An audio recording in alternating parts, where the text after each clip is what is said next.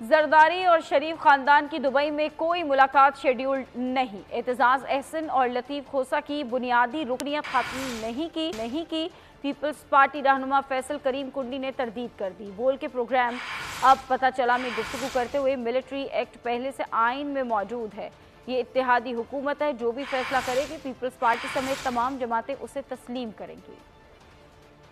ठीक है, चेयरमैन बिलावल भुट्टो जरदारी साहब और प्रेसिडेंट जरदारी साहब इस वक्त दुबई में मौजूद हैं और कोइंसिडेंट कहें या जो भी आप उसका नाम दें कि उस वक्त जो है वो नवाज शरीफ साहब भी मौजूद हैं और मरीम नवाज साहब भी मौजूद हैं। ये कोई ऑफिशियल ऐसी मुलाकात नहीं है। ये पाकिस्तान पीपल्स पार्टी ने उनकी ऑफिशियली कोई बुनियादी रुकनीत खत्म नहीं की है। इत्तेहादी जमातों की हुकूमत है। इसमें पाकिस्तान पीपल्स पार्टी, PMLN, बाकी सियासी जमातें इस जो है वो इस हुकूमत का हिस्सा हैं।